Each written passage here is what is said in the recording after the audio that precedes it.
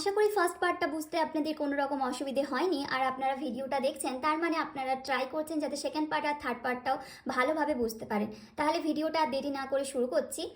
তাহলে second part and third part এই জায়গাটা সবচেয়ে বেশি কিন্তু কনফিউজিং। এই ফর্মের মধ্যে আর কোনো জায়গা সেভাবে কোনো কনফিউশন নেই। আর প্রথম পার্টটা তো খুবই ইজি, আশা করি কোনো রকম ডিফিকাল্টিজ আপনাদেরকে ফেস করতে হয়নি, তো আপনারা ক্লিয়ারলি এগুলো করতে পেরেছেন। তাহলে এবার সেকেন্ড পার্ট অ্যান্ড থার্ড পার্টটা কীভাবে করবেন। তাহলে সেকেন্ড পার্টটার জন্য বা থার্ড পার্টের জন্য আপনাদেরকে সবার আগেই কিন্তু জানতে হবে আপনাদের নাম 2002-এর এসআইআরে ছিল কিনা। তাহলে আপনি বলবেন আমি সেটা বুঝবো কিভাবে যে আমার নাম 2002-এ ছিল কি ছিল না। তার জন্য কিন্তু আপনাকে যেতে হবে সিইও ওয়েস্ট বেঙ্গলে। ঠিক আছে, ফোনের ব্রাউজারে যাবেন বা গুগলে যাবেন, সেখান থেকে কিন্তু সার্চ করবেন সিইও ওয়েস্ট বেঙ্গল বলে।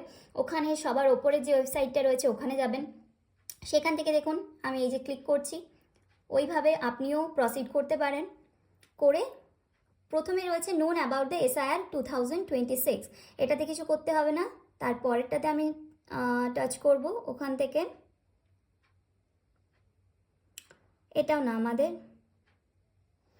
সাবমিশন এটাও দরকার নেই।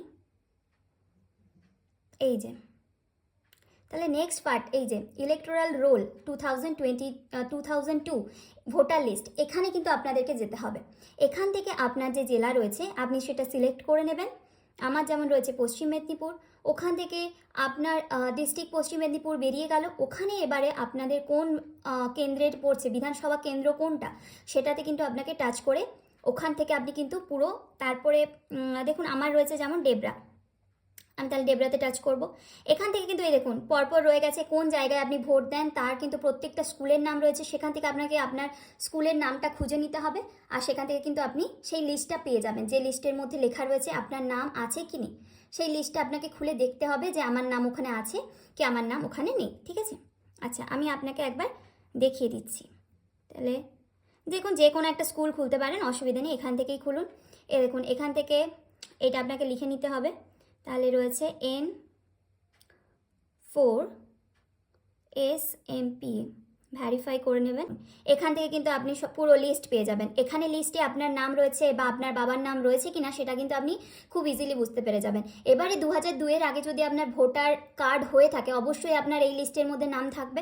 আর যদি না নাম থেকে থাকে তাহলে কিন্তু আপনি সরাসরি যোগাযোগ করতে পারেন। আর যদি না, ধরুন 2002-এর আগে আপনার ভোটার কার্ড হয়ে গেছিলো কিন্তু এই লিস্টে আপনার নাম নেই, তাহলে কেন নেই সেটা যোগাযোগ করে জানতে পারেন। আর যদি পরে হয়ে থাকে তাহলে অবশ্যই আপনার নাম থাকবে না, তো তার জন্য কিন্তু এই থার্ড পার্ট, সেটা আমি বলছি আসতে।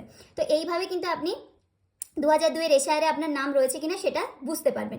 এটা ফার্স্টে ক্লিয়ার হয়ে যান যে কীভাবে 2002-এর নাম আছে কি নেই সেটা আমি বুঝবো। তাহলে এইভাবে লিস্ট বের করে কিন্তু আপনি বুঝতে পারেন। এবারে আপনার নামের যেখানে রয়েছে বা আপনার বাবা মায়ের নাম যেখানে রয়েছে সেখানটা আপনি স্ক্রিনশট নিয়ে নিতে পারেন, বা পুরো জায়গাটা আপনি সেভ করেও রাখতে পারেন, মানে ডাউনলোড করে নিতে পারেন অ্যাজ ইউর উইশ। ঠিক আছে, তাহলে এটা আমরা জানলাম যে কিভাবে আমরা বুঝবো আমার 2002-এ নাম রয়েছে কিনা।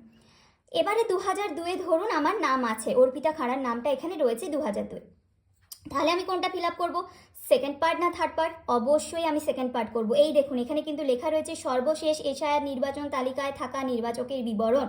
যেহেতু আমি নির্বাচক, এখানে আমার কথাই বলা হয়েছে, সবসময় মাথায় রাখবেন যেটা যে ফর্মটা ফিল আপ করছেন সেটা আপনার, অন্য কারো করছেন না, তাহলে এখানে অন্য কারো ব্যাপার কিছু আসছে না। তাহলে আপনার নাম যদি 2002-এ থাকে আপনি করবেন সেকেন্ড পার্ট। তাহলে নাম আছে, কিসে আছে, 2002-এর এসআইআরে। ঠিক আছে, তাহলে আমি ফিল আপ করবো সেকেন্ড পার্ট।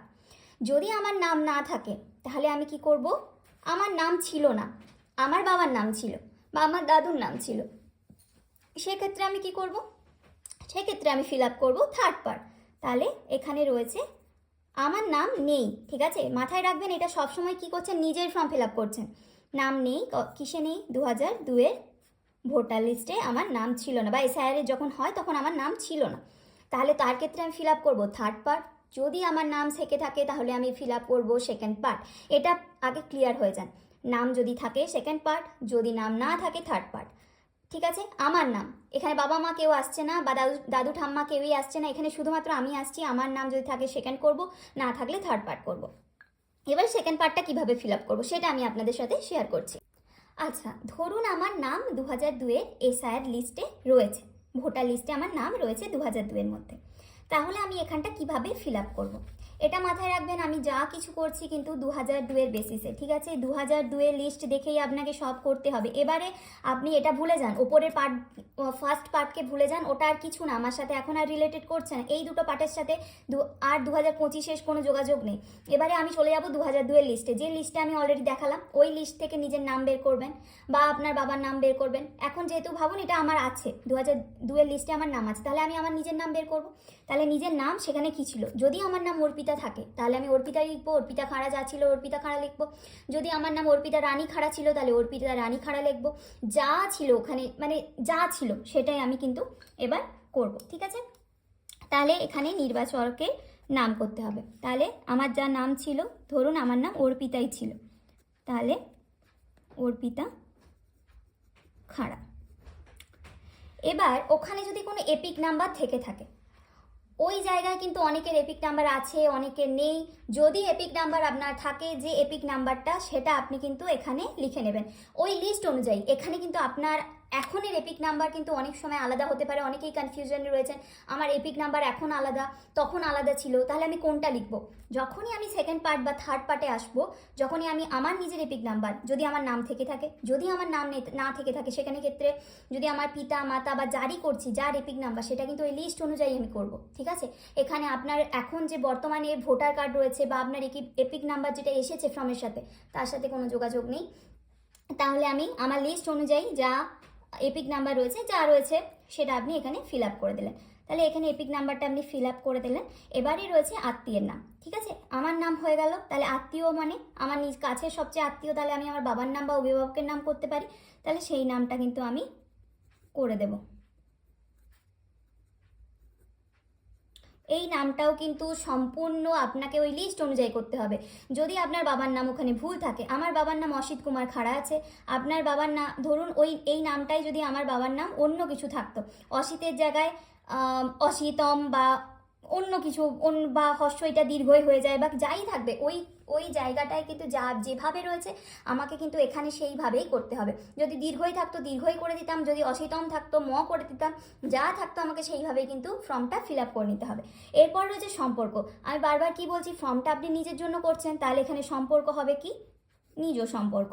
এখানে কোনো সম্পর্কের কোনো ব্যাপার নেই, এখানে সম্পর্ক না দিলেও কোনো অসুবিধা নেই, কারণ আপনি নিজের জন্য করছেন, 2002-এ আপনার নাম ছিল, আপনি নিজের করছেন, তাহলে এখানে সম্পর্কের কোনো ব্যাপার নেই। এবারে আপনি জেলার নাম করবেন, আপনি কোন জেলা থেকে বিলংস করছেন সেটা আপনি লিখে নেবেন। আপনার রাজ্যের নাম, সবারই ক্ষেত্রে এটা এক হবে, পশ্চিমবঙ্গ।